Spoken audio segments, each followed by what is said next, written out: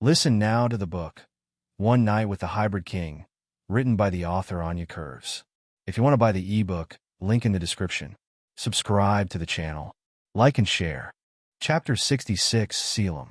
I sit in the chair at the end, feeling the weight of the cold, solid leather against my body, and across from me, Seraphina settles into the other chair, her expression carrying more than just a look of distrust. One by one, the group of advisors greets us, bowing in a gesture of reverence that seems to last a second too long, as if hesitating between loyalty and fear. I observe each of the advisors, noting the cautious glances that intertwine before resting on us. It's the kind of look that conveys caution and uncertainty, perhaps even fear of speaking about the subject about to be discussed, but not in a straightforward way. Finally, I break the silence. Tell me, dear sirs and madams, I begin, letting my voice resonate in the room like a muffled thunder. What are your grievances regarding my mate's birthday, your queen's? The tone of sarcasm I employ is sharp as a blade, and I sense discomfort spreading through the hall like a cold wave. My eyes remain fixed on theirs, one by one, challenging them to speak honestly. The advisors exchange glances, their eyes revealing both uncertainty and reluctance, until Finn, the eldest and perhaps the bravest among them, takes the floor. He leans slightly forward and clears his throat before speaking. It's not grievance, your majesty, Finn remarks in a softer, more formal tone. It's concern. What happened at the party was something we never imagined possible. A mass transformation, uncontrollable in such a way, with many deaths. That, my king, leaves a visible stain on the crown, he reports. I caress the armrest of the chair, the cold touch of the ornate metal contrasting with the warmth of my skin, as I fix Finn with a gaze that reveals no warmth. I let the weight of my response accumulate before speaking, allowing the atmosphere to fill with the tension my silences evoke. What stains were caused, Finn? I ask with a tone of steel in my voice, penetrating and authoritative, making it clear that I won't accept vague answers. Well, we've received reports of an increase in the actions of rebels in poorer districts. As a result, many lycans are joining their cause, spreading the message that having a mixed-blood king means disorder, death, and chaos. There have been attacks on some enchantresses in the outskirts of Grimroot Forest. Many werewolves accuse the use of magic in the wild transformation. His voice reveals genuine concern, and he lowers his head when he finishes. I glance at Seraphina and notice her cold, unyielding gaze, like a nugget of gold at the bottom of a riverbed. Immutable, unquestionable. My cousin Alexander began today the mission of espionage against the rebels. I believe that soon we'll be able to locate their leader and end this rebellion once and for all. I declare firmly, my voice resolute. Counselor Heli, known for her wisdom and practical vision, decides to intervene with a gentle but assured stance, adding softly, "We hope so, your majesty. However, there is a matter that could also help against them." She hesitates briefly, observing both me and Seraphina, as though weighing the potential repercussions of her suggestion. I raise an eyebrow, my gaze fixed on her, clearly interested and slightly intrigued. "And what would that be, Heli?" I encourage her to continue. Heli swallows hard and quickly looks away at Seraphina before responding. The air around her seems almost to vibrate with the weight of her hesitation. Despite her experience, her face betrays a discomfort mixed with determination, and she finally says, "An heir, your majesty. It is necessary to secure your bloodline, the rebel attacks, and what happened at the party. Your life, my king, is in constant danger. An heir is essential to ensure the solidity and security of the kingdom. This should be our main focus." My attention immediately shifts to Seraphina. I notice the rigidity in her body, the subtle increase in her breathing, the spark of something almost imperceptible in her eyes as she hears the word heir. She maintains a cold demeanor, her expression hard and unchanged, but there is a subtle tension, as if her hands are about to close around the armrests of the chair. As Heli's suggestion hangs in the air, I allow my thoughts to wander briefly, and Aria, though distant, seems to insinuate herself into my mind with cruel persistence. I picture her in a fleeting glimpse, almost like a vision floating before me. Her eyes, her presence, the strength of the bond that, even with Alexander by her side, continues to consume me. The possibility that her children were mine, not my cousins, invades my mind in a sweeping, uncontrollable way, stirring a desire I can no longer ignore. The topic of an heir is something that has been discussed countless times. Before, I defended the idea that there was time, that it wasn't necessary to rush such a decision. However, now with Aria in my life, this need becomes something more intimate and selfish. I cast one last glance at Seraphina. The tension between us is thick as a wall of steel. She knows, I know, and perhaps even the council suspects. The marriage we maintain is no longer a governmental pillar. Syltirion no longer provides the magical support it once did, and the bond between Seraphina and me has become a facade of broken alliances.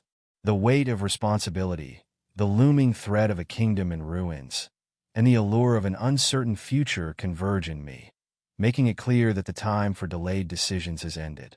Well, gentlemen, I agree with you. An heir is my priority. I have reflected much on this matter in the past few months and received direction from the late queen that, at the time it was given, I thought too extreme. However, now, I realize it may be the only solution. I speak in a neutral, thick, and firm voice. Seraphina's breathing quickens as she glares at me with a defiant expression. Queen Seraphina has served our kingdom of Veridiana with great patience and benevolence. I am grateful for our time together in marriage. However, that does not change the great issue that she has not been able to provide me with an heir. And since her uncle took power in Syltirion, our political agreements have not yielded as they once did. I continue, my eyes sweeping over each member of the royal council. I observe Seraphina carefully. Her rigid posture, the sharp, cutting look in her eyes, conveys an aura of defiance, of someone who does not bend, even when it is clear that the situation is unfavorable. She stares at me with an overwhelming intensity, as if her words could never express the depth of the resentment growing within her. I notice the agitation in her breathing, each exhale more rapid and filled with frustration, her fists clenched at her sides, trembling slightly. I can see her emotions spilling over, the internal struggle to maintain her queenly composure, while anger and humiliation threaten to explode at any moment. Caelum, what are you implying? Seraphina asks, her voice thick with irritation, and I offer her a friendly smile. My dear mate, I reply, each syllable coming out calmly, with deliberate control. It's time we face reality. My eyes scan the room, observing each member of the council, allowing them to feel the weight of the imminent decision. Annulment of our marriage might be the best option for the kingdom of Veridiana. My words hang in the air, heavy as a hammer on an anvil, reinforcing the gravity of my decision. The weight of my declaration becomes more apparent as the seconds pass. The members of the royal council exchange glances, and Seraphina glares at me. Her heart beats faster and faster in her chest, her nostrils flaring. If I had a stronger connection to my enchantress side, perhaps I could feel the weight of the magic she is surely trying to summon against me. Indeed, Queen Seraphina has been an important pillar for us. Finn begins, his formality masking the unease in his voice. But the annulment of the marriage, if it is your majesty's wish, we believe it is viable, as long as we ensure the alliance with the kingdom of Syltirion remains intact. He casts a quick glance at Seraphina, as if fearing an explosive reaction, which, indeed, does not take long to occur. Suddenly, Seraphina stands up abruptly, the force of the movement so great that her chair falls with a loud thud to the floor. The sound reverberates through the room like a final sentence, a cry of contained rage that finally escapes. I observe her carefully, noticing the tension in her shoulders, the rigidity in the muscles of her face, and the intense pulsing of the veins in her neck. Her eyes, usually cold and calculating, are now burning with uncontrolled fury. You lycans are cruel and despicable, every single one of you. Seraphina screams in anger. It's a visceral explosion, as if all the emotions she had been holding back finally escape in a scream of pain and outrage. She turns on her heel and, without hesitation, slams the door behind her with such force that the echo resonates through the palace halls, leaving a trail of tension and disbelief in its wake. For a moment, everyone remains silent, absorbing the scene that just unfolded. I take a deep breath, but show nothing beyond an impenetrable calm as I shift my attention back to the counselors. Each one avoids my gaze, as if they fear the implications of what they just witnessed. I believe we will adjourn the meeting for today, ladies and gentlemen. We will reconvene in a few days to discuss the annulment of my marriage to Seraphina, I inform them finally, already rising to leave. As I leave the meeting room, I find Asher waiting in my office. Asher, I need you and Alexander to begin the investigation into the rebels right away. Also, I want both of you investigating who used forbidden magic at the party. These two things are a priority for you and Alexander. Understood, Caelum. Speaking of the Duke, he is waiting to speak with you, Asher informs me. I sigh and feel the tension rise through my body. Perfect, please call him in. Chapter 67 Caelum. I stand on the balcony of my office, staring at the dark, serene horizon as the cold breeze cuts through the air, carrying with it the scent of the pines surrounding the castle. The sky, painted in deep shades of blue and gray, hints at a starless night, mirroring the unease growing in my chest. The shadows of the trees sway slowly outside. He looks as marked as I do. The bruises on his face are reminders of the transformation we were forced to endure. His presence makes the memory of our argument at Seraphina's party intensify in my mind. I find myself back in that moment, feeling the explosion of jealousy take over me like an uncontrollable beast, my blood boiling, my animal instincts overtaking any trace of reason. It is then that I hear firm footsteps echoing down the hallway and the creak of the door as it opens. Alexander enters the office with a heavy expression, his gaze focused and his stride confident. Yet, I don't even know if Aria is all right, if she is alive. I didn't have the time to check on her, to see if I hurt her. Seraphina has already accused me of so many deaths at her party, of almost killing her, that my mind never dared consider the possibility that I might have done something to Aria. But the guilt that throbs now is different. One that takes hold of me when I think of Aria. The memory of the night is murky, confused, like a nightmare I can't wake from.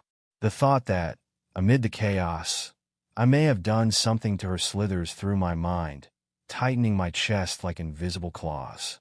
Seraphina accuses me of deaths, of reckless violence, even of nearly killing her. But of all the faces, it is Aria's that haunts me the most. Her image torments me. Is she hurt? Did I? My chest tightens further at this possibility, and my mind screams for answers that only Alexander can provide. He, who loves her so much, must know. I gesture discreetly for him to sit on the couch opposite me. His expression is grave and careful, and I notice the reflection of my own caution in his eyes. I walk to the opposite couch, feeling each step weigh on me like lead. I try to regain my composure, focusing on the conversation we're about to have, as I pour 2 glasses of whiskey, watching the amber liquid glide into the glass, gleaming, almost hypnotic. I take a long sip, feeling the warmth of the drink ignite my throat. Good to see you in one piece, cousin, I announce with sincerity in my voice, but also with caution. Things were tense between us. Same goes for you, Caelum, Alexander replies. We both stare at each other with caution, sizing each other up. I sigh and pour us both another whiskey with ice. I know we need to talk about what happened, so there's no better way to do it than with drinks in hand. Caelum, what happened at the party? Alexander asks directly, without beating around the bush. I take a deep breath, feeling the burn of the whiskey in my mouth, trying to buy a few precious seconds to craft a convincing answer.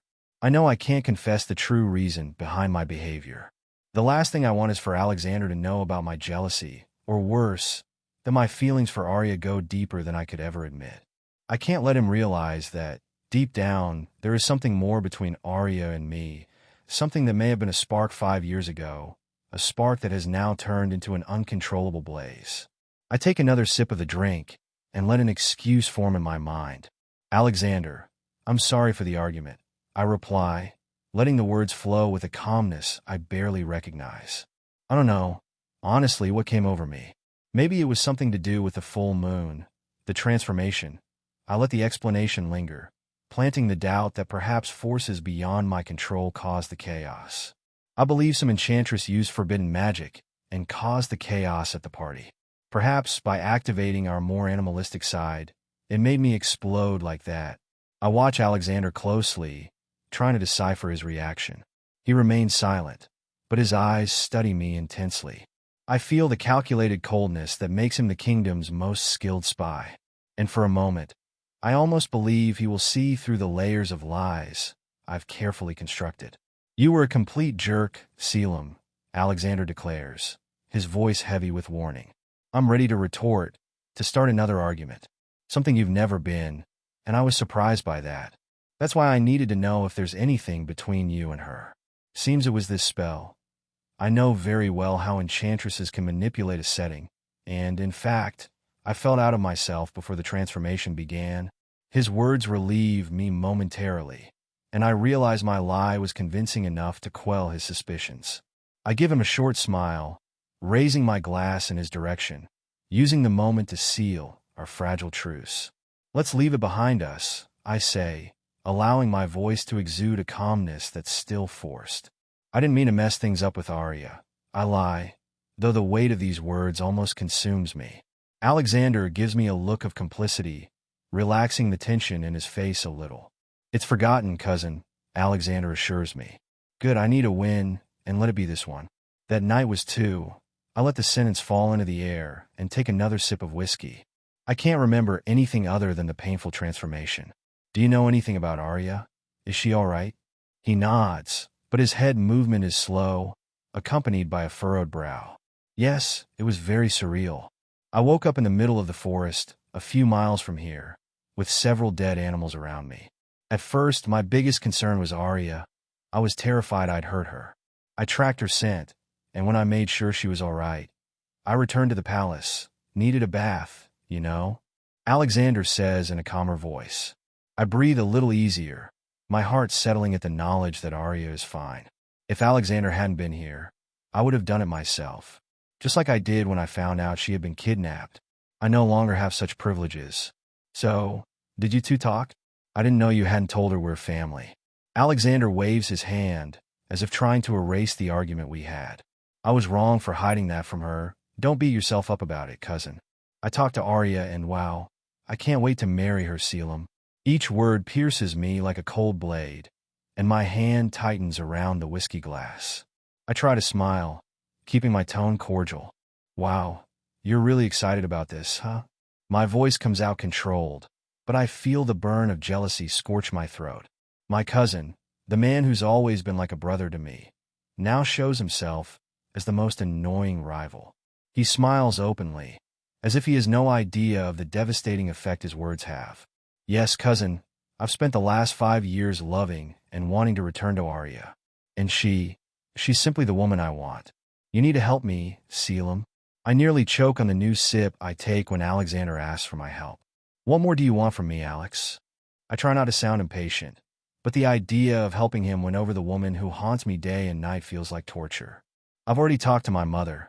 I spoke to her to ensure our family's support for your marriage to Aria."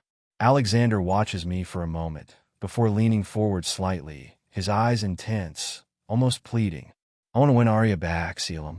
After that argument, I spoke with her, and, well, it was a delightful conversation, if you know what I mean," Alexander says with a voice dripping with malice that makes the jealousy inside me flare up again. The jealousy within me awakens with full force, a burning flame spreading through every fiber of my being. The image of Alexander with Aria, as close to her as I long to be, is like poison racing through my veins, fast and lethal. I try to keep my face neutral, but the hatred pulses beneath my skin, almost impossible to contain. As I stare at Alexander, I feel like I'm on the edge. He's there, confident, innocent in his ignorance, with no idea that I too carry a desperate longing for Aria. He talks about marriage and love, while all I see is the shadow of what could be mine. The woman, the throne, the glory of a union that should only belong to me. "And how do you plan on doing that, Alex?" I ask harshly, trying to control my displeasure. "That's where I need your help, cousin. Do you have any ideas?" Alexander asks, his voice intoxicated by expectation and self-assurance. I gripped the glass tightly between my fingers, discomfort etched into every line of my face.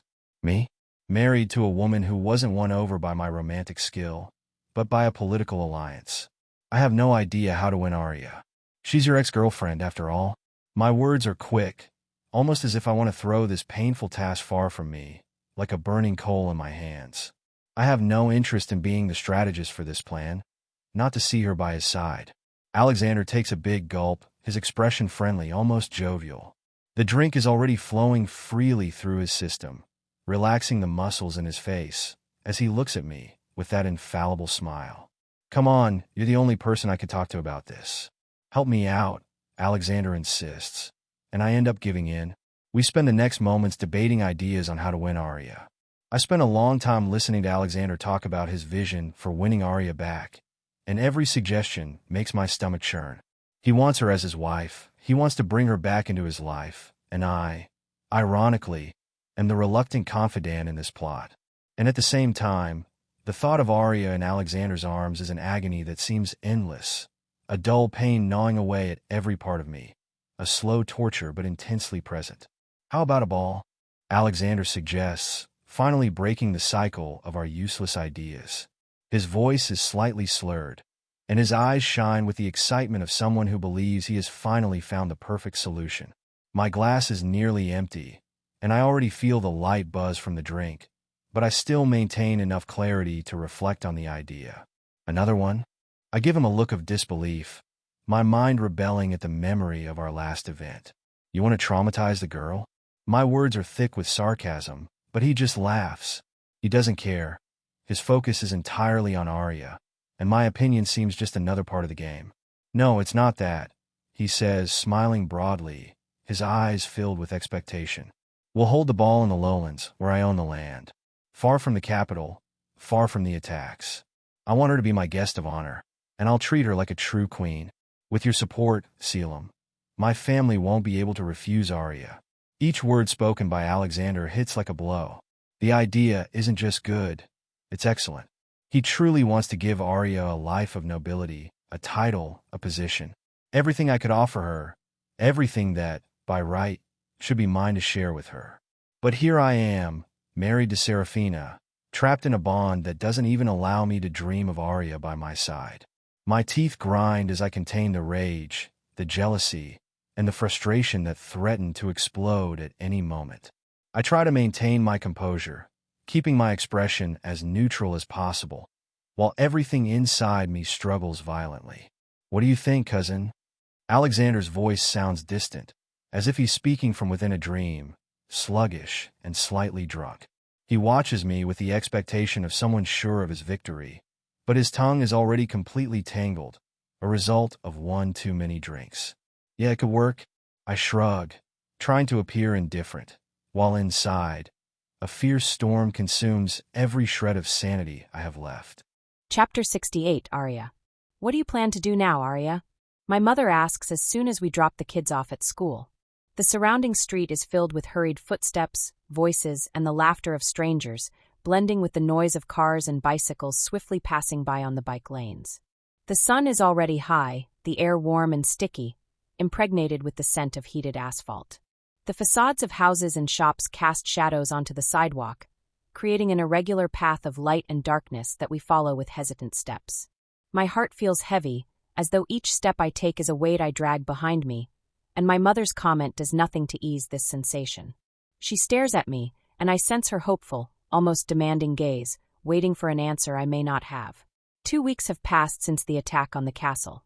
That place, no matter how majestic it may appear on the outside, with its towering spires, meticulously cared-for gardens, and halls adorned with ancient works of art, is like a refuge of hidden shadows, a constant field of danger. Nicole, my friend, was right not to want to work at the palace again. It's the kind of place you enter, but never truly leave. And for what? A salary Caelum thinks is generous? Promises of safety that vanish the moment his cold, kingly eyes turn away? No, it's not worth it. My instincts scream that going back to the palace is the worst decision I could make. And it's not just for me. Being near Caelum, near Alexander, it only attracts dangerous attention. Seraphina already sees me as a potential threat, and if she even imagines the children might be Caelum's. My body stiffens at the thought. Thorn and Aloan would be in danger, and at all costs, I cannot let that happen. I want to tell my mother all of this. I want her to understand, but I know that for her, financial security holds a different weight, an urgency that screams louder than any feeling. The salary the king offered will last for the next 3 months. I'll find another job just like I always have. It's not the end of the world, Mom, I assure her, though not with much conviction. Being human in a city where lycans are causing uprisings isn't ideal. But where else could I go? We don't have family anywhere else. My mother shakes her head, and I can feel the weight of her disappointment, almost as if her words were sharp arrows. The heat of the street pales in comparison to what I feel rising in my chest, a tension that spreads through my shoulders, forming a tight knot. Aria, my daughter, why are you like this? Letting such a good opportunity slip away, Lyra speaks with a voice full of disappointment. You should invest in getting back with Alexander, my daughter. The boy is a duke. I take a deep breath, trying to hold back the urge to roll my eyes, and let out a soft sigh, almost like a quiet release. With every word she says, my mind is bombarded by a flood of emotions, all mixed, all conflicting. It's like being caught in a current, where logic and desire crash against reality. Mom, I groan discontentedly at her words. Things with Alex aren't that simple. Her response is immediate, as if she's had this retort ready for ages. How not? You had his children, he came back. What's complicated about that? Lyra asks, making me stop in the middle of the sidewalk. She grabs my shoulders, and her eyes lock onto mine with a serious, almost maternal expression, something I haven't seen in many years. Aria, don't indulge yourself by choosing a dignified but solitary life just because you don't feel love anymore. If there's someone who wants to love you, allow it to happen. I close my eyes for a moment, absorbing her words, trying to digest them, but each syllable tastes bitter in my mouth. Mom, are you telling me that even if I don't love Alexander, I should stay with him? My voice comes out almost like a murmur, incredulous and hurt. The truth, which hides behind every thought of mine, is painful. I love Alexander and my heart cries out for him, but at the same time, there is a love that speaks louder, that echoes like a drumbeat, constant and firm. The love for Thorn and Aloan. They are everything to me. And now, with these strange signs emerging, they're starting to show powers I don't even understand. I don't know if they are lycan abilities or remnants of the magic that runs through their veins. I know so little about mixed-blood children, about what it means to carry the blood of 2 such different lineages. It would be a relief to think that Alexander is their father, that everything fits together, that there are no secrets. But the shadow of Caelum haunts me. What if they are his children? What if that turns them into targets, involuntary heirs to a throne stained with conspiracies and danger? The thought that Seraphina might discover this is like a knife hanging over us, a constant threat. She wouldn't accept it, wouldn't accept anything that could shake her own power, her own security beside Caelum. Love will come with time, I'm sure of it. And even if it doesn't, you'll find ways to keep yourself busy and do what needs to be done for him. For your children, Aria. Lyra's voice is firm and resolute, her words imbued with a sincerity that reverberates like a fierce blow inside me.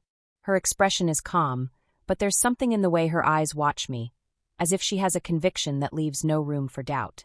My mother truly believes it's better to live a loveless relationship, but with the security that money brings, than to remain in this tightrope walk where we balance ourselves, with no concrete future in sight. It's hard to argue with her, especially when I can't find the strength to debate her distorted idea of security.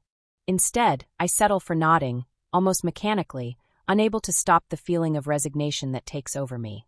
I resume walking beside her, allowing the silence to cover the space between us. The street we're on is surrounded by tall trees that seem to whisper to each other between the buildings, their branches brushing against one another with the gentle wind flowing through the afternoon, as the sky gradually takes on golden and orange hues. The silence seems to offer a welcome pause for the mind, a chance to distance myself from the previous conversation and the weight of the expectations Lyra has placed on me. I try to focus on anything that distracts me. The sound of birds still singing, the rustling of dry leaves beneath our feet, the rhythm of my own steps. The journey home isn't long, but today it seems to stretch on, as if the path is reluctant to lead me to the next point. Finally, after a few minutes, my gaze catches the silhouette of someone across the street, standing tall and motionless in front of a parked car. The familiar, towering form of Alexander emerges under the golden light, his posture rigid like a statue, but with a touch of restlessness that is almost imperceptible. Even from a distance, I can sense the tension in his figure. His arms are crossed, his face fixed in our direction, and his eyes seem to reach me before he makes any movement.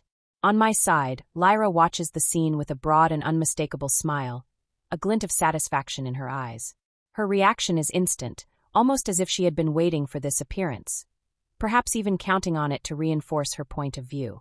Chapter 69, Aria. A sudden wave of longing and desire rises through my body, the euphoria of seeing him again making me realize how much I've missed him. With 2 children to raise, sometimes it's easy to forget my own emotions.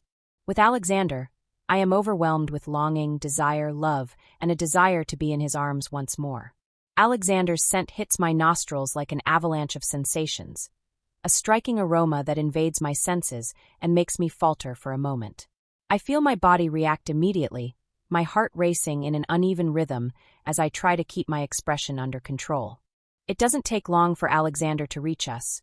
His steps are confident, his bearing imposing, and the slight smile on his lips shapes his presence in an overwhelming way.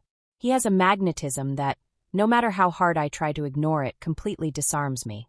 When he stops in front of us, his posture is impeccable, his eyes shine with a familiarity that takes my mind 5 years back in time, to carefree nights and days filled with laughter.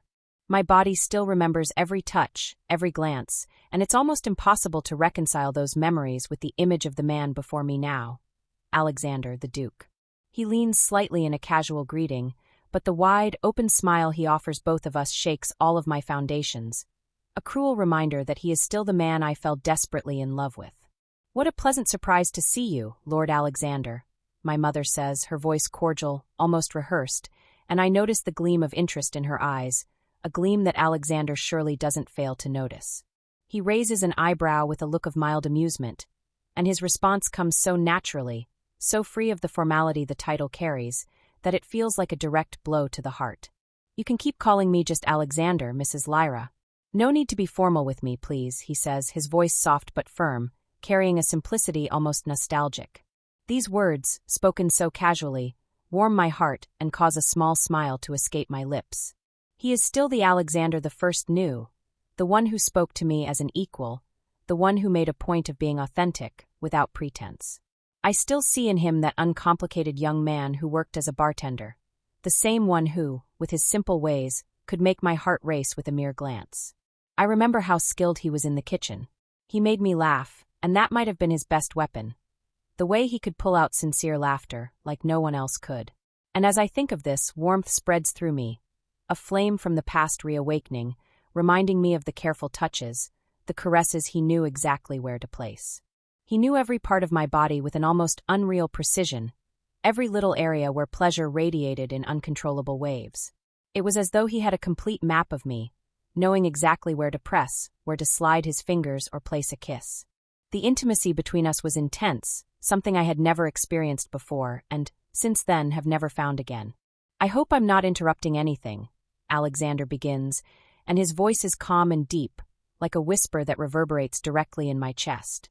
"I wanted to call, but—" He pauses, leaving the sentence hanging between us, and the way his eyes meet mine disarms me.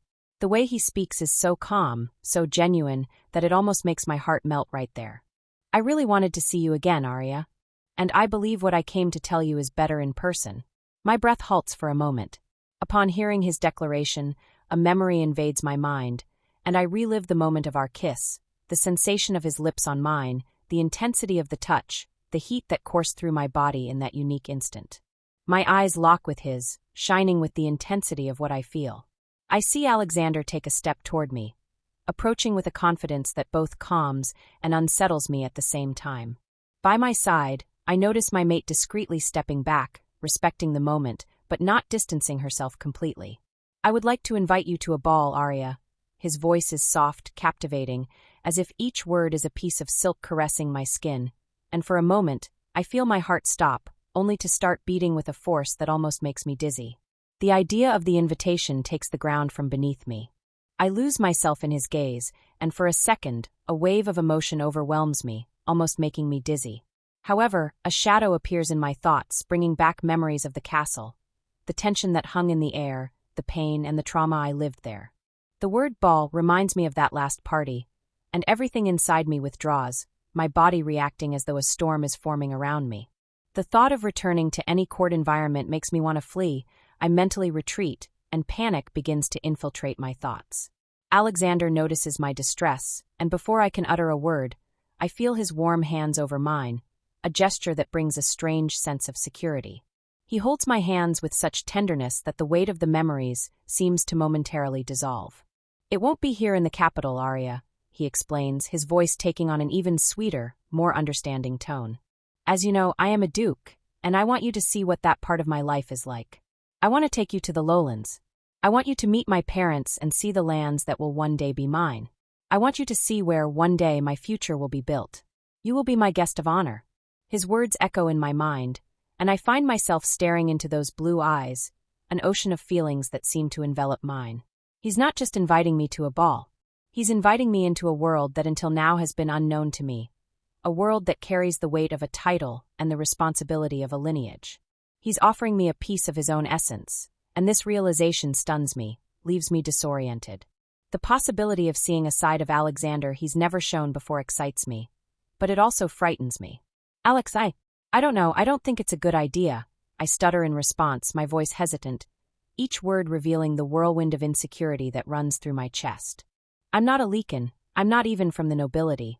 My tone sounds anxious, weighed down by the fear of not being enough for the world he's offering me, of not being worthy of a title that seems so far out of reach. With surprising softness, Alexander lifts my chin, forcing my eyes to meet his. It's a light touch, and the warmth of his hand against my skin sparks a flicker of hope inside me. "Aria," he begins, his voice a mix of confidence and sweetness. "I want to show you everything I am, and honestly, I don't care about what you're not. I care about you. You are sweet, loving, funny, and that's exactly what I love about you.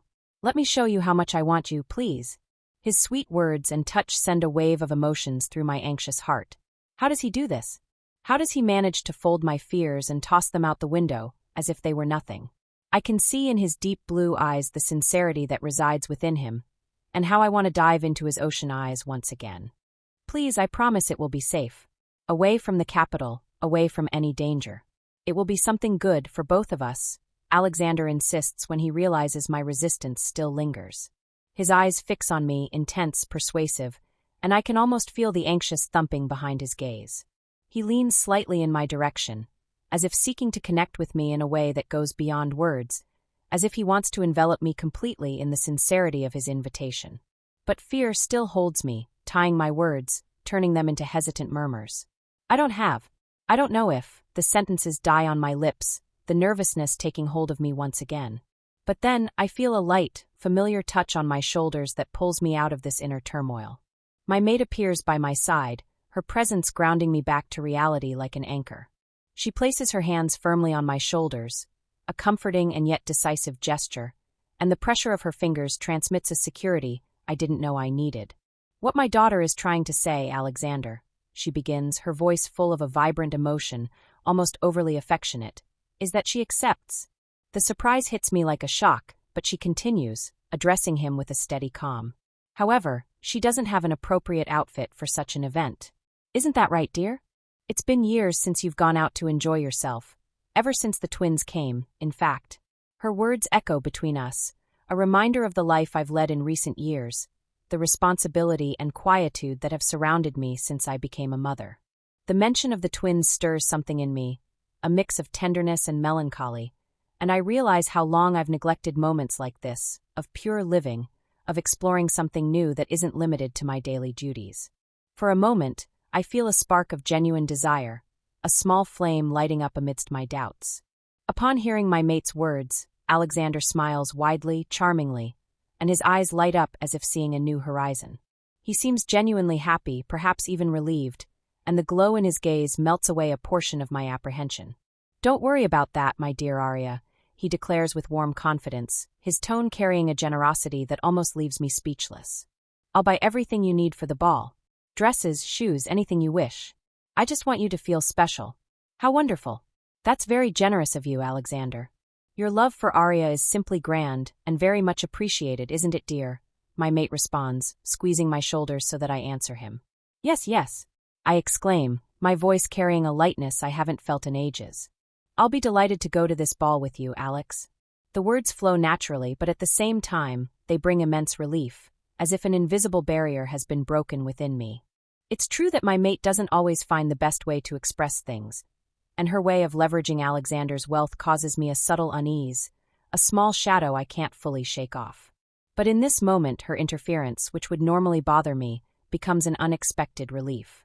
She gave me the push I needed, the strength I lacked to overcome the fear that has always lurked in the shadows of my mind. Chapter 70. Aria. Are you going to be gone for a long time, Mommy? Eloan asks with a trembling whisper, her voice filled with an innocence only children possess. She sits at the edge of my bed, her little legs swinging back and forth in an excited, but also nervous rhythm. The weight of her gaze is like a beam of light that illuminates all the doubts within me, a series of questions and fears trying to take root in my heart. I've never felt so torn. Anxiety and apprehension flood my core, and I wonder if I'm really doing the right thing by leaving and trusting them to my mate's care. This will be the first time I'll be away from them, and the idea feels strange, almost unnatural. It's as though I'm challenging the invisible laws that have always kept me by their side. My hands hesitate as I finish packing clothes into my suitcase, the old, dusty one I found at the back of the wardrobe. And now, in this moment, I wonder if I'm being selfish by leaving my children behind just to throw myself into the company of an ex-lover who, no matter how hard I try to avoid it, still stirs in me intense, almost unreal sensations that transport me into a world of fantasies and repressed desires. The voice of reason tells me that perhaps this is a bad choice, that maybe I'm being a terrible mother by giving in to these wants. But at the same time, something inside me cries out for a break, for a moment outside of the suffocating routine. No, my little princess. It will only be 3 days, they'll fly by. I promise. I answer with a softness that almost hides the guilt behind my words. My tone is sweet, but inside, the nervousness doesn't quiet. As I speak, I notice how Eloan carefully watches the contents of my suitcase with a keen and curious gaze, her small green eyes sparkling in the dim light of the room. The sparkle in her eyes reminds me of Caelum, that same emerald shade that brings an almost ethereal depth to his gaze, and that unsettles me. Caelum no longer occupies my mind as he once did, but whenever Alexander appears, the remnants of memories and secrets resurface like persistent shadows, bringing with them a fear I pretend not to notice. Doubts begin to whirl inside me. Should I be honest with Alexander about what happened between Caelum and me? About the secret I share only with myself? About the existence of these children who are the result of a night of recklessness and desire? The thought itself makes my stomach churn, a mix of anguish and guilt. How will I face this situation, resolve something that seems impossible? If I want to move forward with Alexander, it will be inevitable to have this conversation about parenthood, about the bonds and ties I can't undo, no matter how hard I try. A chill runs down my spine, each vertebra lighting up with the dread of this possible conversation, the expression I imagine on Alexander's face when the truth comes to light. Will he be able to accept this, accept me, with all the weight I carry? I don't want to hide anything anymore, but I also don't know if I'm ready to strip away so many layers in front of him, to open all the wounds I've kept hidden until now. I'm going to miss you so much. You promise you won't forget about us? Eloan's small, trembling voice interrupts my thoughts, and my eyes are drawn back to her face, where I see a shine of unspilled tears, reflecting the same sadness I feel expanding in my chest. Her words hit me hard, as though she's picked up on all my uncertainties and fears. The way she asks, her voice choked and her gaze fixed on me, breaks me into pieces. Tightening my hands around the handle of the suitcase, I approach Eloan, kneeling down to meet her eye level. My fingers gently glide across her face, brushing away a stubborn strand of hair that falls over her sad gaze. Never, not in a billion years, could I forget you too, my little princess. My voice comes out with a sweetness that carries an implicit promise. You and your brother practically occupy my entire heart. I pull Eloan into my arms, feeling her small, warm body settle against me. She looks at me with those big green eyes, filled with an intensity that only children can express, and I stay there, soothing both her emotions and my own, in a silent embrace that seems to last an eternity. We remain like this until my mother, Lyra, appears in the doorway. She pauses, observing the scene, not fully understanding what's happening, her curious gaze watching the exchange of affection and insecurity between Aloan and me. I feel the concern return, and before I know it, the words slip from my lips, almost like a hesitant whisper. "Maybe it's better if I don't go, Mom," I say, holding Aloan a little tighter, trying to convince myself that this is the right decision, that perhaps this sacrifice is what my children truly need.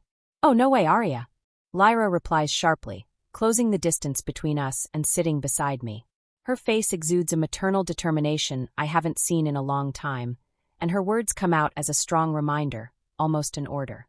"They'll be fine, it's just her being clingy. You need this, they need this, I need this. It's time for you to have some quality time just for yourself, Aria." I'm taken aback by her tone, by the certainty in her words, and for a moment I find myself questioning whether my mother truly believes what she's saying, or if she's more interested in the opportunities my relationship with Alexander might bring. It's impossible to ignore the glimmer of expectation in her eyes, as if she sees this trip as a glimpse of something bigger. But at the same time, I can feel the genuine concern in her voice, and that comforts me more than I would like to admit. "Come on, give her to me." Lyra extends her arms, an invitation for Aloan to settle into her grandmother's lap. Aloan hesitates for a moment, but soon settles into her arms, a smooth, almost natural transition.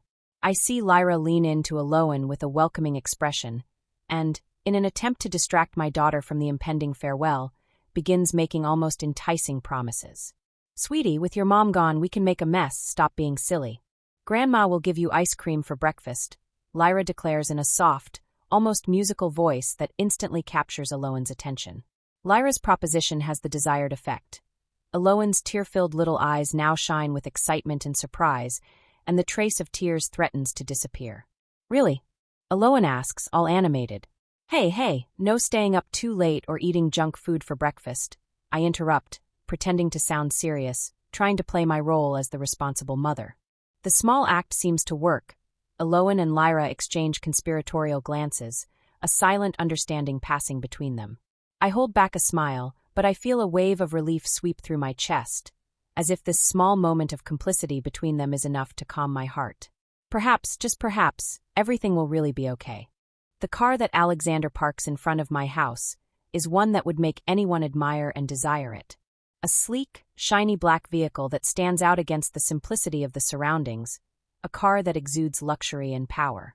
It takes me a moment to comprehend that Alexander has money, a lot of money.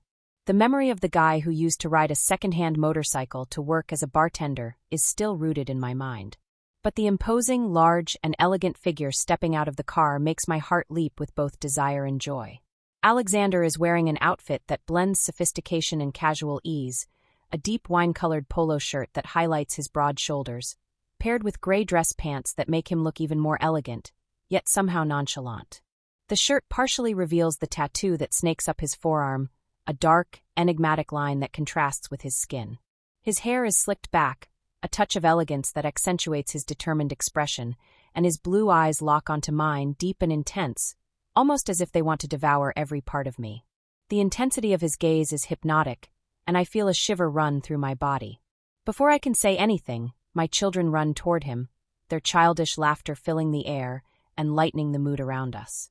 Alexander, with an agile and almost playful movement, crouches down to pick them up, lifting one in each arm as if they weighed nothing. The scene is surreal. The man I once knew as simple now reveals himself as a strong and secure protector, a presence that radiates confidence to my children and, paradoxically, to me as well. I watch, almost hypnotized, as he spins with them, their laughter echoing through the afternoon, and notice the faint smile that Alexander gives, a sincere smile that contrasts with his otherwise serious demeanor. For a moment, everything seems to make sense, and I feel an unexpected peace wash over my heart. Maybe with him this new chapter is truly possible. Maybe somehow I can find a balance between the love I feel for my children and the confusing feelings he stirs in me. "Mommy said you're going to take her out. When can we go out too?" Thorne's voice sounds full of curiosity, and his little eyes sparkle with an innocent expectation that only children can have. He tilts his head slightly to the side, waiting for Alexander's response, which seems to pick up on his eagerness with a warm smile. "Soon, I'll take you wherever you want," Alexander replies, his voice filled with genuine enthusiasm, causing Thorne and Aloan to scream with joy. The children's laughter reverberates through the air, filling the space with a type of pure and contagious happiness. I feel a smile form on my face, one that widens as I see the admiration in their eyes as they look at Alexander, as if he were a hero who promised them the entire world. My mother, Lyra, appears at the door with her firm and determined expression. She approaches and, with a gentle gesture, takes Aloan and Thorn by the hands, leading them back inside the house. "Don't worry too much about them. Go enjoy yourself and make the most of this time, Aria," Lyra advises, her voice serious. I nod with a slight movement of my head, but my heart still tightens with a pang as I watch them walk inside. Thorn and Aloan look back one last time, waving and laughing, almost as if they want to reassure me that they'll be fine without me, that they know I'll be back soon.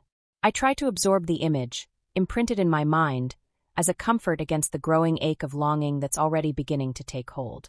Alexander steps closer, and like the gentleman he always is, he extends his hand to me.